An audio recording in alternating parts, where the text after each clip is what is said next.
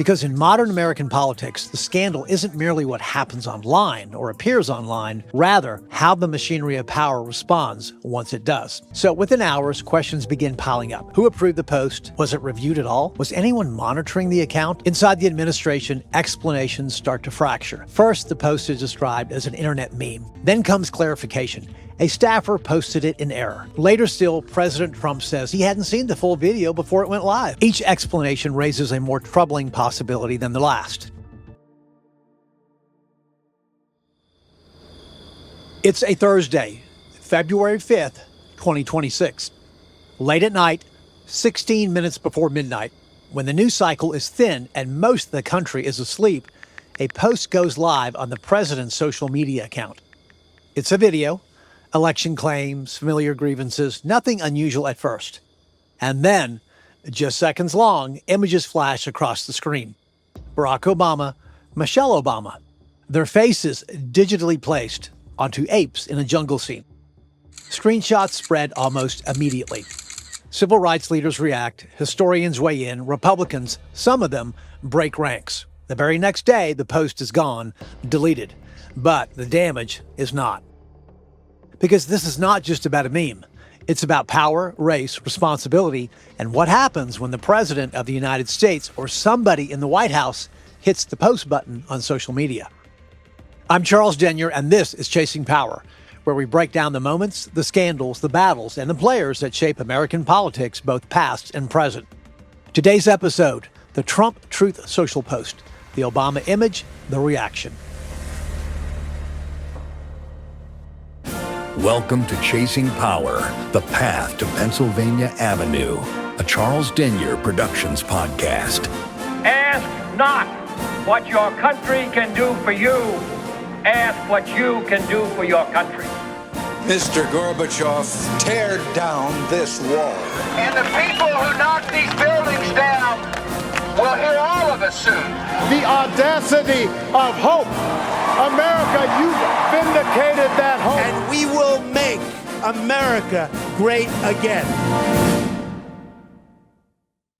President Trump says he's not apologizing for a video that featured racist images of the Obamas being posted on one of his social media accounts, but it's not stopping a hail of criticism from leaders in both parties in Congress, as well as local civil rights activists. Fox 2's Dave Kinchin has more on what they're saying tonight. To understand why this moment detonated so fast and why it mattered so much, you need to know three things. First, Donald Trump has never treated social media as a neutral tool. From Twitter to Truth Social, he has used platforms as instruments of political force and with a high degree of success. His posts don't simply communicate, they compel reaction. Media scrambles, opponents respond, allies defend. In Trump's political universe, posting isn't messaging, it's powerful political leverage. And for Trump, it works. Second, America's racial history makes certain imagery radioactive. The depiction of black people as apes is not subtle or abstract. And when that imagery appears, especially involving Barack Obama, the nation's first black president, it carries historical weight that cannot be dismissed. Third, it's February 2026, and the country is already strained and deeply divided. Politically, that is. Which means every action by the president is interpreted through lenses of identity, authority, and intent. This is not a political environment that allows for carelessness. And that's what makes what happens next so consequential, because when the post goes live, there's no buffer, no intermediary, no delay. It's out there, it's viral, and it's instant. We're talking about racist images that portray former President Barack Obama and his wife, former First Lady Michelle Obama, as apes. Now, here's where the story stops being about the image and becomes more about the presidency itself.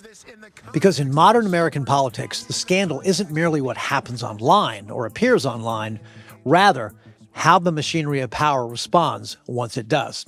So within hours, questions begin piling up. Who approved the post? Was it reviewed at all? Was anyone monitoring the account?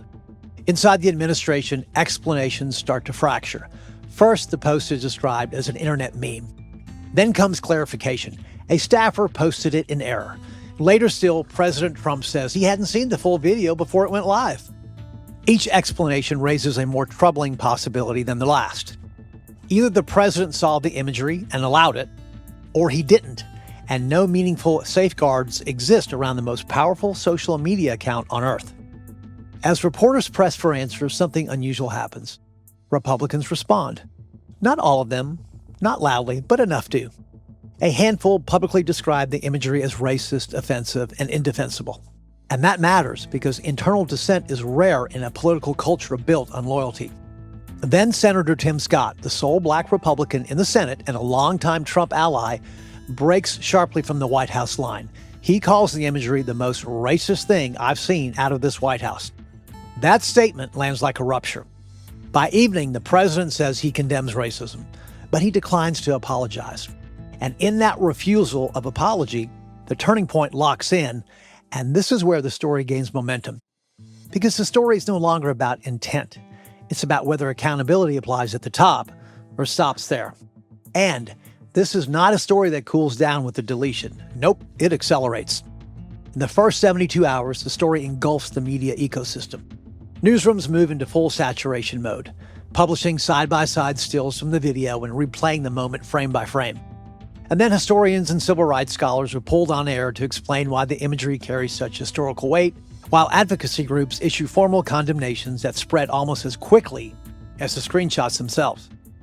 The White House says the ape images were part of an internet meme showing President Trump as the king of the jungle and Democrats as characters from The Lion King.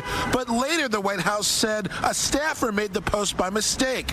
Civil rights leaders. The decision to delete the post does nothing to slow the momentum. In fact, it intensifies it. Removal doesn't answer questions, it creates new ones.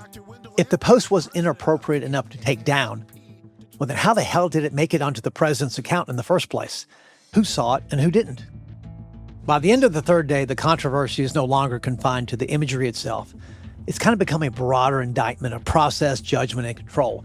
Exactly the kind of institutional failure that turns a momentary scandal into something bigger. Inside the Republican Party, the moment forces an uncomfortable reckoning. For years, Trump's rhetoric had been excused as trolling or provocation. But this crosses a line that spin can't easily erase. So Democrats seize on the episode as evidence of what they call moral disqualification. International press frames it as another American leadership crisis. And inside the West Wing, aides are left managing something that really can't be undone with a quick clarification or a press release. The question becomes unavoidable. If the president did not see it, why wasn't there a safeguard? This post joins a growing archive of moments where the presidency collides with the internet's worst instincts. Presidential speech is no longer filtered by time, staff, or deliberation.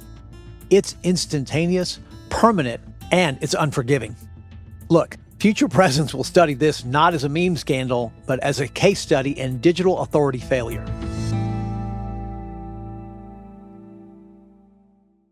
So, let's look at the other side here. Defenders argue the outrage is overstated. They say the clip was a small part of a longer video, not intended at all as racial commentary. They argue meme culture thrives on shock, not symbolism, and that the critics are projecting meaning where none was intended. And they say Trump, with an attention span that is challenging to say the least, had no idea what was at the end of the video because, well, getting the president to watch something, anything, is a tough sell, almost impossible. Okay, well, every argument deserves to be heard. I get it. But here's the problem. Power changes the rules. And what do I mean by that? What might be careless for a private citizen such as you or me becomes incredibly consequential when it comes from the President of the United States. You see, authority eliminates the benefit of doubt. Let's be honest. Most people understand that the deeper issue was never just the post itself. Controversial content appears online every day, even from powerful figures. What elevated this moment into a lasting controversy was the president's response, or lack of one. By choosing not to address the nation directly or offering a quick, clear, and direct apology, and putting this issue to bed, the administration left a vacuum where accountability should have been. So, who posted it? Who knows? Hell, we may never know. Look, the controversy could have ended almost as soon as it began. All it would have required was a brief public statement that the president did not personally post the content, that whoever was responsible would be disciplined, and that while he and Barack Obama have profound political differences, the imagery crossed a line and was unacceptable. A few minutes, a clear line of accountability, and a reaffirmation of basic standards would have likely closed the story. Instead, that moment passed. By not addressing it directly, the president allowed the issue to grow beyond the post itself, and in doing so, missing an opportunity for leadership that might have ended the controversy altogether.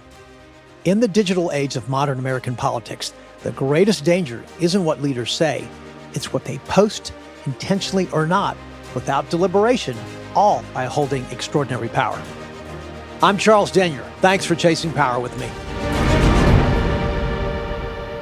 All opinions expressed are those of the host and do not reflect the official positions of any political organization, government agency, or private institution. This podcast is for news reporting, commentary, and criticism. We use excerpts, clips, and quotations from political events and other copyrighted works under the Fair Use Doctrine. All rights in those works remain with their respective owners. The views expressed are our own and do not represent any other entity.